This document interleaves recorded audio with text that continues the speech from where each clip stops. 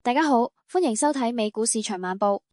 今日要帶大家深入了解美國上市公司 Amazon 股票代號 AMZN， 包括公司背景、最新股價同埋新聞焦點，並分析近期 Amazon 考慮發行穩定幣 Stablecoin 嘅意義與投資策略。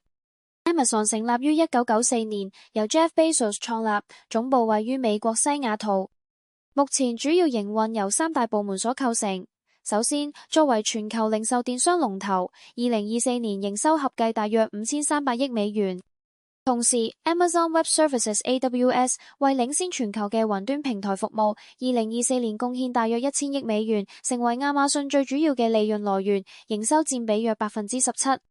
另外，廣告及訂閱服務，例如 Prime 嘅收入約560億，訂閱收入約444億。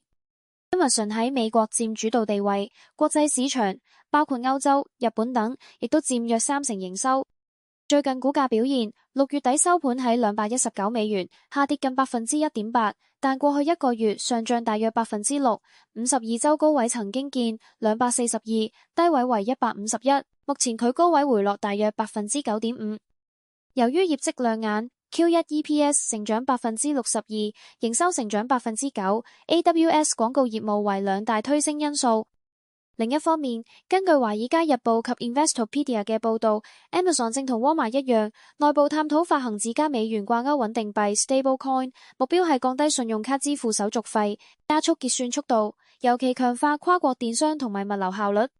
美國參議院已初步通過 Genius Act， 提供穩定幣發行法規基礎。若果正式落實， Amazon 可望加快推出數碼支付業務，預期帶嚟三大優勢。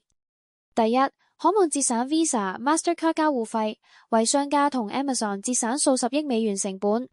第二，顧客使用 Amazon 穩定幣，可望提高平台內消費頻率。第三，提高跨境支付效率，匯款即時，成本低，有助 Amazon 擴展國際電商同 AWS 結算。投資策略建議方面，若果 Genius Act 立法進展順利，股市可能提前反映支付革命概念行情，短線有望跟進買入。中長線方面 ，AWS 同數碼廣告持續強勁，配合支付革命，有助估值重新定位，行情展望樂觀。總體上 ，Amazon 目前喺 AWS、電商、廣告等核心業務表現強勁，若果穩定幣計劃得以落實，將為其打造全新支付業務，進一步提升營運效率與平台黏性。不過，投資人應該留意政策同市場反應，調整風險承受同資金配置。我係你哋嘅財經節目主持麥美斯，下次見。以上內容僅供參考，股市有風險，投資需謹慎。